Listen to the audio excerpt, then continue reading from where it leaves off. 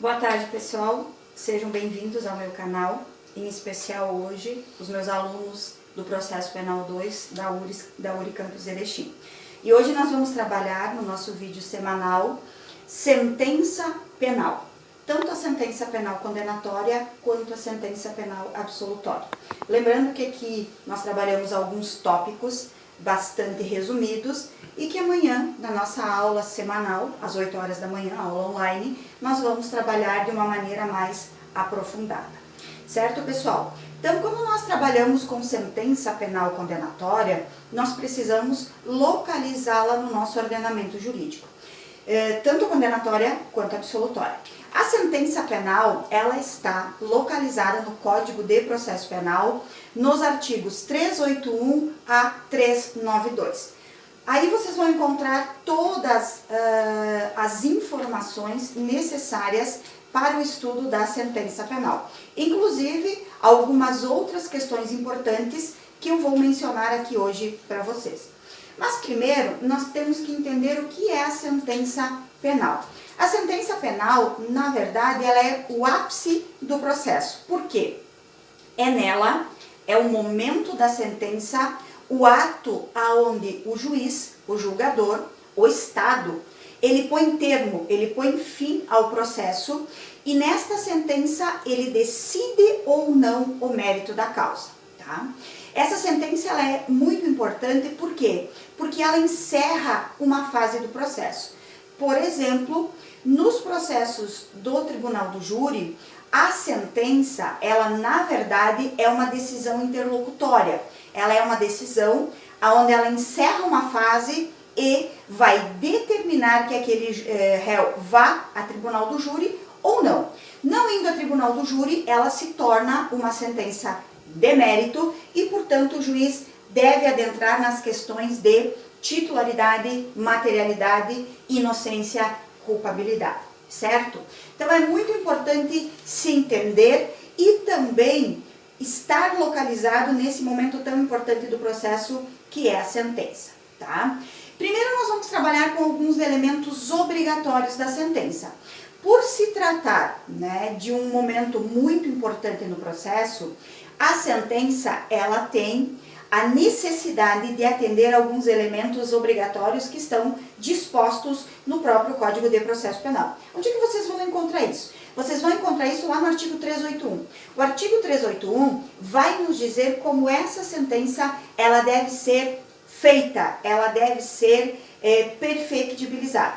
Primeira coisa, obrigatoriamente, a sentença precisa trazer 3 elementos que são extremamente importantes para que ela se torne efetivamente o ápice do processo.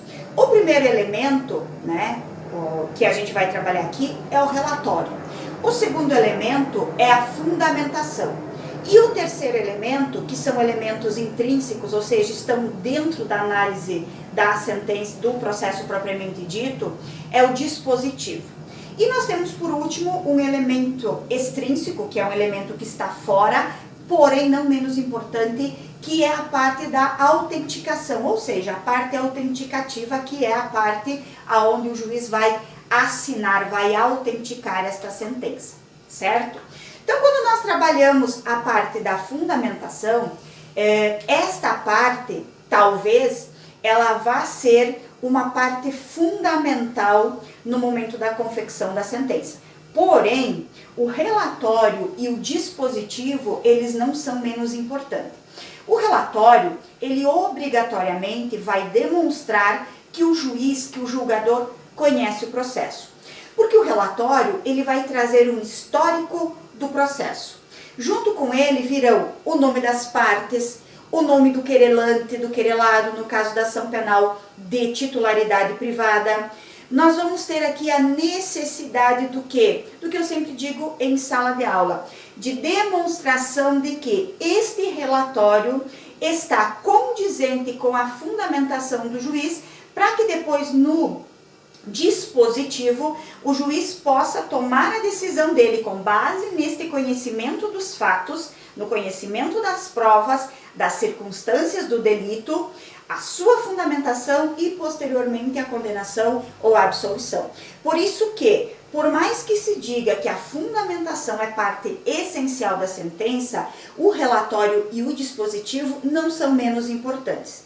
Também, pessoal, aqui no relatório é importante que, de uma forma muito sucinta, o juiz traga quais foram as teses de acusação, quais foram os elementos que foram defendidos pela acusação, seja pelo Ministério Público nas ações de titularidade pública, seja pela vítima nas ações de titularidade privada, e também a existência de incidentes, de preliminares. Então, tudo isso tem que ser efetivamente trazido. Se houve, em algum momento, por exemplo, na resposta à acusação, a afirmação de que estaria presente elementos que ensejassem a absolvição sumária, e se o juiz chegou até a sentença é porque ele não entendeu ser possível a absolvição sumária, mas ele tem que ser trazido, tem que ser mencionado que havia esse pedido, esse requerimento da própria defesa. Também, pessoal, se houve a suscitação de algum tipo de nulidade, de algum tipo de impedimento, incidentes, Portanto, o relatório é um momento muito importante, porque o juiz na causa demonstrará que ele tem ou não conhecimento do processo. O próximo elemento, muito importante, talvez fundamental da sentença, é a fundamentação. A fundamentação, ela se dá por exigência constitucional. Onde está essa exigência? Essa exigência, ela está prevista no artigo 93, inciso 9 da Constituição Federal. É um momento aonde, justificando de uma maneira racional, o juiz vai demonstrar a escolha da tese. O juiz terá que demonstrar que a sua decisão está diretamente relacionada com o fato e com o seu posicionamento final. Então é muito importante neste momento que o juiz traga e demonstre ao processo o nexo de causalidade.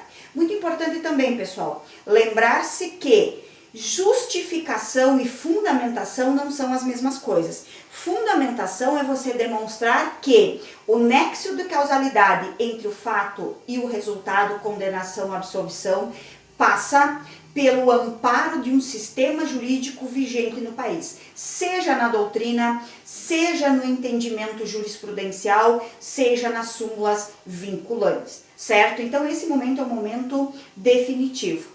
A ausência de fundamentação, e aí quando eu digo fundamentação é efetivamente esse nexo de causalidade, porque de nada adianta o juiz dizer o seguinte: condeno o réu tendo em vista o mesmo não apresentar conduta social adequada. Isso não é fundamentação, isso é justificação. Nós tivemos exemplos do Rio de Janeiro, onde alguns juízes absolveram indivíduos que teriam sido denunciados pela prática de crime contra a dignidade sexual, pela justificativa de que as vítimas teriam se colocado em situação de risco, estariam na rua durante a noite e não estariam vestindo roupas, trajes adequados àquele momento. Isso é justificação, é justificar. A fundamentação ela é mais profunda. A fundamentação ela obriga que se faça uma escolha lógica. E essa escolha lógica ela tem que perpassar pelo sistema jurídico vigente. Pessoal, alguns vícios que podem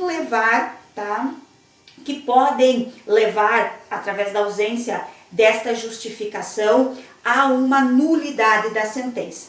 Porém, por exemplo, o juiz não analisa os elementos intrínsecos do processo, ou seja, elementos internos. Ele vai trabalhar, por exemplo, num processo onde o crime que está sendo apresentado pelo Ministério Público é um roubo, artigo 157. Mas no momento em que ele vai fazer a sua fundamentação, ele não analisa efetivamente a violência, grave ameaça que caracteriza este crime contra o patrimônio, ou seja, ele não analisa internamente.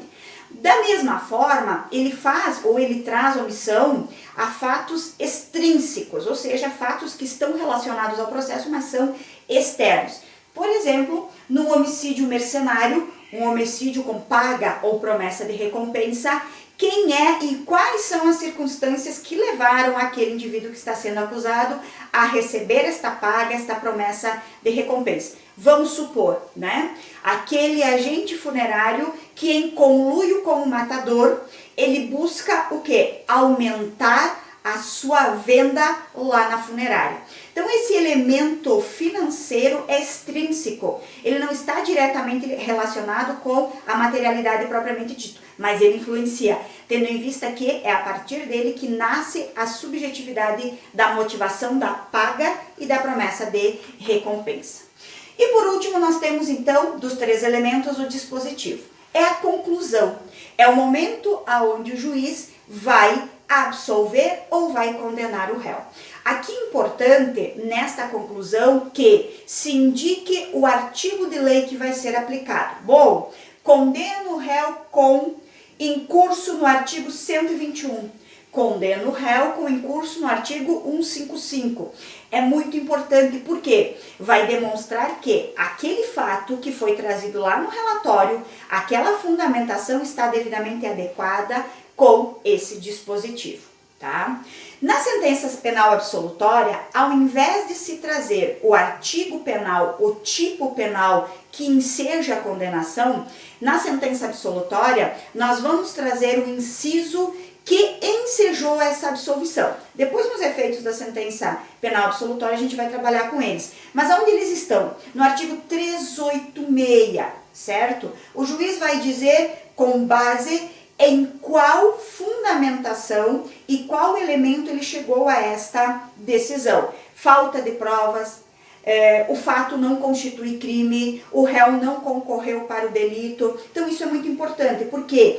Porque na verdade vai findar esse nexo que se iniciou lá no relatório, perpassa pela fundamentação e é perfectibilizado com o dispositivo. Importante lembrar, no dispositivo da sentença penal condenatória, eu preciso o quê? Eu preciso ter presente que o juiz precisa indicar a natureza, a espécie e a quantidade de pena. Que tipo de pena ele vai aplicar? Ela é privativa de liberdade? Ela é restritiva de direito? E qual é essa quantidade? Isso em números, em prazos determinados. Até porque, lembrando, o nosso sistema jurídico, a nossa Constituição Federal, ela não admite pena de caráter perpétuo. Eu preciso ter delimitado esse montante, que na verdade se dará pela perfectibilização da dosimetria da pena. Professora, no dispositivo eu posso ter alguns vícios? Posso, tá? Posso. Por exemplo, a ausência do tipo do artigo que ensejou essa condenação. Professor, isso causa nulidade? Depende. Depende do quê? Por se tratar de nulidade relativa e não absoluta, eu preciso ter demonstrado prejuízo ao réu. Se durante o relatório e a fundamentação ficou claro qual foi o dispositivo utilizado pelo juiz, é uma mera irregularidade que poderá ser corrigida de ofícios sem a necessidade obrigatoriamente, tá? Obrigatoriamente de embargos de declaração. E por último, nós temos o quê? A autenticação da sentença, que é um elemento extrínseco, ele está fora da análise de mérito, da análise de fato e da fundamentação, mas ele não é menos importante, porque é o momento aonde eu vou efetivamente tornar aquela sentença aplicável. É o momento aonde esta sentença se perfectibiliza com a assinatura do juiz. Muito importante, pessoal. Em era de assinatura digital, eu não preciso, com base no artigo 388, que o juiz rubrique de próprio punho, de mão própria, todas as folhas da sentença. A não ser que não haja, né, a presença, por exemplo, no momento, vamos supor que a assinatura digital, o sistema de assinatura digital não esteja funcionando no momento da prolação da sentença, essa sentença seja urgente, aí o juiz obrigatoriamente vai ter que autenticar todas as folhas. Caso contrário, a assinatura digital ela é suficiente, até porque no momento da assinatura todas as folhas conterão aquele código de segurança da assinatura digital. Professor, então o juiz não precisa assinar de caneta? Se tiver assinatura digital, não. A jurisprudência já tem entendido que a assinatura digital ela é suficiente e atende aos requisitos do 388. Da mesma forma, sem a assinatura desta sentença, ela não pode ser publicada. Por quê? Porque ela não está perfectibilizada. E a falta da assinatura da sentença, professora, causa nulidade? Não. Desde que demonstrado o prejuízo, como é um vício não absoluto e sim relativo, o juiz poderá corrigir, inclusive, de ofício, né? É um erro material, não há necessidade de se fazer um recurso mais aprofundado. Pessoal, então vamos passar agora, né? Vamos inverter um pouco a lógica do Código de Processo Penal, tá? Vamos passar agora a analisar o que? A sentença penal absolutória. A sentença penal absolutória, aonde que ela está? Ela está lá no artigo 386.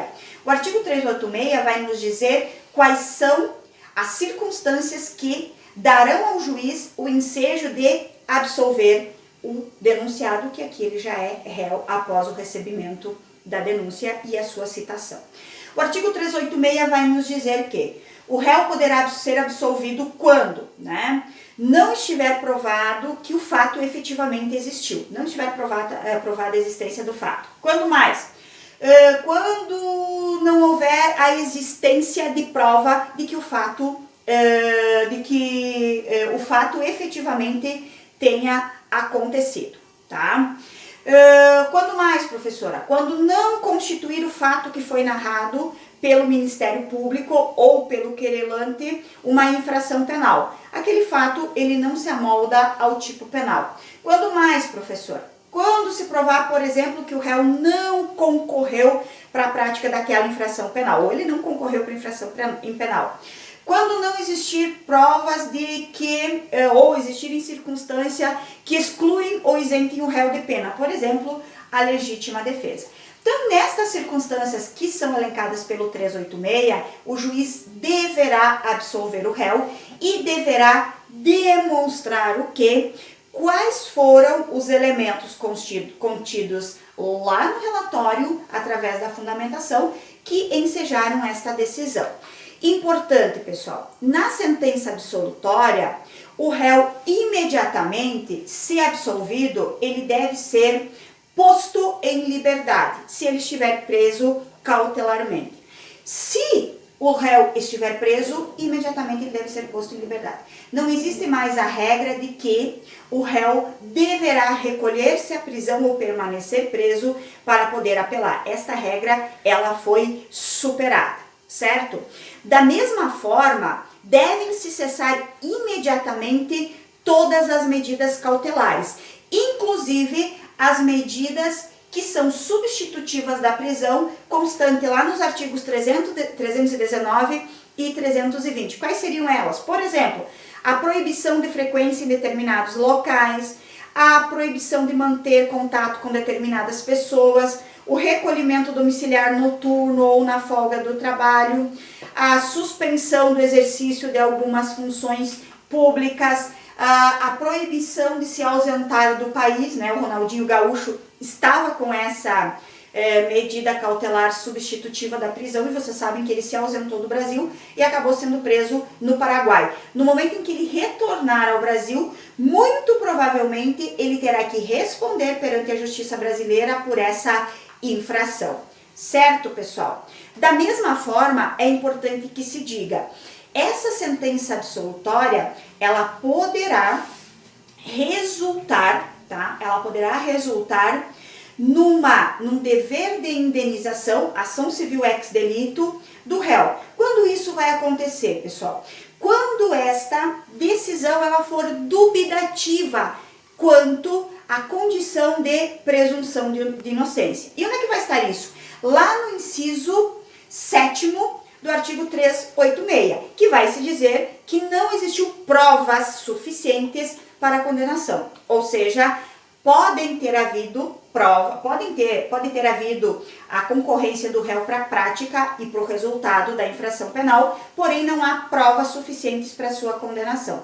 Pessoal, sempre lembrando, o réu foi absolvido aqui, mas por demandas civis e demandas penais serem absolutamente independentes e tramitarem sem a necessidade de intervenção uma na outra, ele pode ter sido absolvido aqui e pode ser condenado a reparar ou a indenizar a vítima ou a família da vítima lá na esfera civil, certo? Outra modalidade de sentença absolutória, a sentença absolutória imprópria.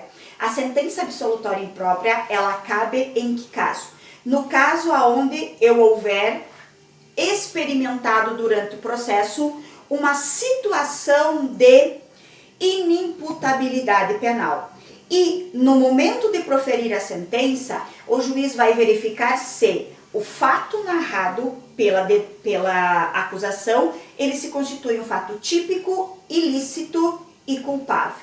Pessoal, a partir do momento em que eu tenho a inimputabilidade, eu não tenho a constituição dos três elementos. Portanto, o indivíduo que comete, em tese, um tipo penal, mas ele é inimputável, absolutamente incapaz de entender a potencial consciência, ele não tem a potencial consciência de ilicitude, ele não deve ser submetido a uma pena, e sim a uma medida de segurança. Então, o juiz não tem os elementos para caracterizar aquele fato através da junção da tipicidade, da culpabilidade, da ilicitude. Esse indivíduo ele deverá ser absolvido. Porém, eu tenho aqui a questão da periculosidade real.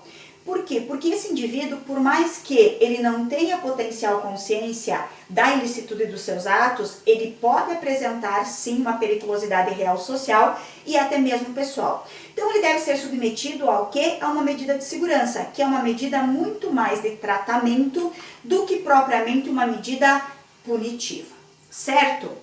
Pessoal, outra coisa muito importante, tá? Outra coisa muito importante.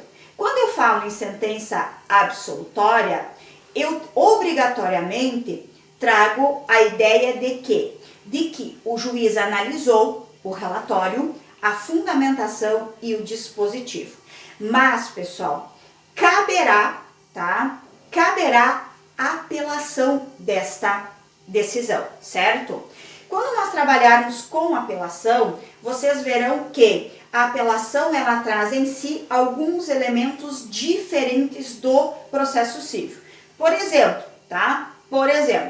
o juiz absolve o réu, absolve o réu com base no inciso 7º. Ele é absolvido, mas a fundamentação do juiz é porque não existiam provas suficientes para sua condenação. E ele quer recorrer. Aí vocês podem me dizer, mas professor, ele foi absolvido. Não há motivação para essa apelação. Sim, há motivação. Por quê? Porque ele pode querer ver a sua situação melhorada. Por exemplo, ele quer que o Tribunal de Justiça reconheça que ele não participou. Não que não há provas, mas que ele não tenha participado. Mas na prática, professora, para que serve isso? Para que ele se exima de uma possível futura ação ex-civil,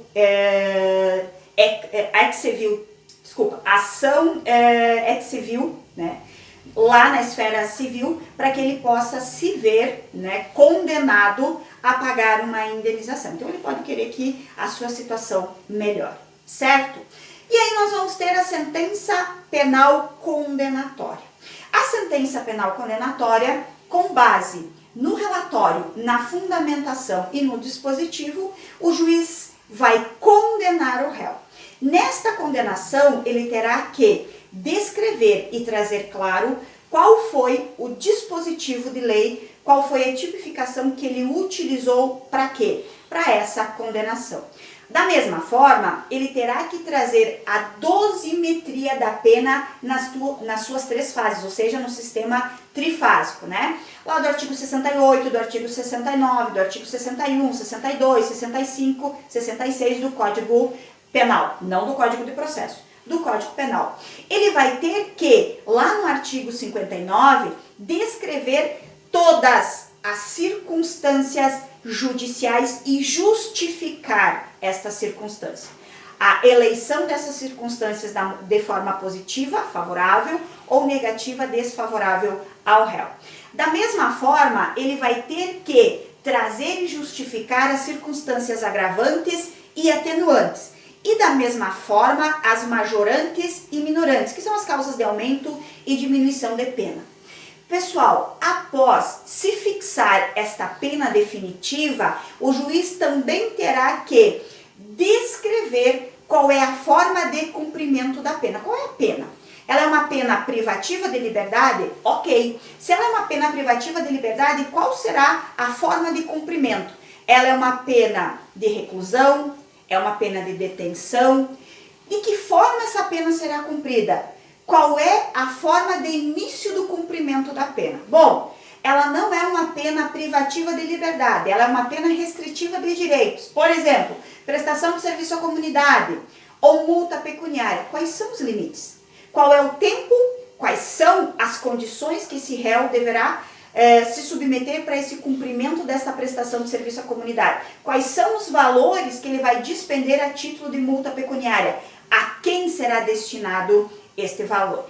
Bom, ele foi condenado a uma pena privativa de liberdade, mas se enquadra nos elementos passíveis de substituição desta pena privativa de liberdade por restritiva de direito. O juiz vai ter que trazer estes elementos de conversão. Pessoal, o artigo 387, inciso 4º, ele trouxe, a partir de 2008, uma modificação e uma inovação, que é a possibilidade de se fixar um valor mínimo de reparação do dano, certo? É mais um efeito civil ex delito na sentença penal. Na verdade, dá uma mesclada aqui, mas importante, pessoal, é um valor mínimo de reparação. Nada impede que a vítima ou a família da vítima, não satisfeita com esse valor, busque na esfera civil a majoração ou uma complementação deste valor. Da mesma forma, a sentença penal condenatória, ela trará, no caso de bens, de cargos e funções, esta perca. Por exemplo, num crime contra a organização financeira, contra o sistema financeiro. Eu fui lá e me apropriei de 10 milhões de reais. Então eu sou condenada, cumpro a minha pena, 15 anos depois eu saio de lá e vou viver com os meus 10 milhões de reais que eu, de forma ilícita, me apropriei. Certo? Errado. Todos os bens que foram adquiridos, ou seja, objetos desta minha ação delituosa, criminosa, eu perco. Eu perco estes valores em favor do Estado. Da mesma forma, quando o crime envolver o exercício de cargo ou função, o juiz poderá determinar a perca deste cargo ou desta função. Pessoal, importante também, em 2011 nós tivemos uma inovação pela Lei 12.403 e a Lei 12.403 ela revogou o artigo 393. O que dizia o artigo 393? O artigo 393 dizia que ao ser condenado, ou seja, ao proferir a sentença penal condenatória, o réu ele deveria ser preso ou ser conservado na prisão se ele lá estivesse. Da mesma forma, o inciso 2º dizia que, com a sentença penal condenatória, não transitada em julgado, com a sentença penal condenatória, deveria se lançar o nome do réu no rol dos culpados, certo? Vamos primeiro para o inciso 1º, ser o réu preso ou conservado em prisão. Pessoal, mesmo na sentença penal absolutória, que pode se dar para um indivíduo que já está preso ou já está respondendo por outros processos, havendo a necessidade fundamentada, o juiz pode decretar ou manter a prisão mediante essa decisão, mas tem que fundamentar, tem que demonstrar a necessidade da manutenção ou a decretação desta prisão, independentemente. Tanto na sentença penal condenatória, tanto na absolutória, tá? Professora, mas eu não entendi. Ok, vou dar um exemplo, Nós temos, por exemplo, o Fernandinho Beiramar, que tem uma condenação que ultrapassa os 600 anos. Digamos que hoje ele seja absolvido em um dos tantos processos a que ele é demandado judicialmente. Então ele vai ser absolvido por quê? Porque não há provas suficientes de que ele tenha concorrido para a prática daquele delito. Pessoal, o fato dele ser absolvido em um processo não autoriza que ele seja posto em liberdade imediatamente. Por quê? Porque as circunstâncias que envolvem toda a reincidência e a prática criminal dele faz com que fundamentadamente o juiz diga, olha, mantenha-se a prisão do fulano de tal, tendo em vista que isso, aquilo e tal. Então é muito importante que se entenda, havendo a necessidade, o juiz poderá decretar ou manter esta prisão cautelar, mas sempre essa decisão fundamentada. Já o inciso segundo, ele é um pouquinho mais, talvez, complexo. Pessoal, nós temos que lembrar que o nosso Código de Processo Penal, ele vai completar 80 anos, né? Ou seja, ele é ancião. E ele é um Código de Processo Penal inquisitorial, né? Inquisitorial, que trazia a necessidade de se lançar o nome dos culpados neste rol, né? Seria mais ou menos quem talvez aí um pouquinho mais velho vai lembrar do livro negro das escolas, né? Qualquer coisa que você fizesse, você tinha o teu nome no livro negro, era uma espécie de temor de todas as crianças. Pessoal, em 2011, esse inciso, né, do artigo 396, assim como o artigo, ele foi revogado. Então nós não temos mais este lançamento do nome do condenado no rol dos culpados. O que a gente tem visto na doutrina? Sempre que a defesa de uma forma muito apropriada, questiona, porque os juízes continuam, né, com essa prática de lance-se o nome dos condenados no rol dos culpados, certo? Aí, como as defesas, de uma forma muito apropriada, têm questionado e têm debatido isso, o que os juízes têm feito?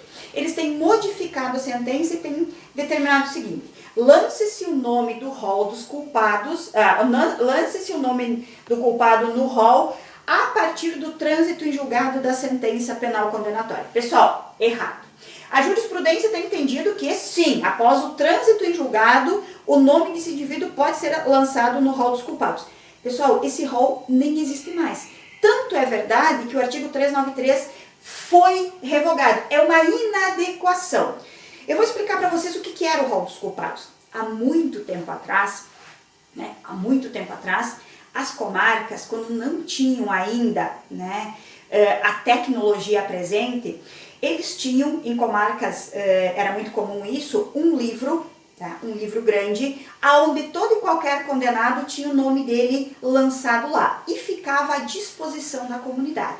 Então você podia ir até os fóruns e pedir, até as comarcas, e pedir o livro que continha o rol dos culpados. Lá tinha o nome de todo mundo que tinha sido condenado. Mas, pessoal, num Estado democrático de direito, né, onde nós temos uma Constituição de 1988 que garante que o indivíduo tenha a sua dignidade preservada e vá cumprir uma pena sempre que o Estado entender que, de alguma forma, ele praticou um fato típico, ilícito e culpado e merece uma punição, eu não tenho mais a necessidade de manter um rol de culpados. Da mesma forma, se vocês pensarem, a própria reincidência, ela tem um prazo de 5 anos. Eu não posso me utilizar da reincidência por um prazo maior de 5 anos. Da mesma forma, eu tenho a reabilitação criminal, que no prazo de 2 anos, após extinto o cumprimento da pena, ou seja, cumprida a pena ou extinta a punibilidade, se o réu se adequar, né, na verdade o condenado, se adequar àqueles elementos, ele poderá pedir a sua reabilitação social. Então eu não tenho porquê e não existe justificativa para que os juízes, para que os tribunais continuem mantendo esse rol dos culpados, que ele é fictício, ele é inquisitorial, certo?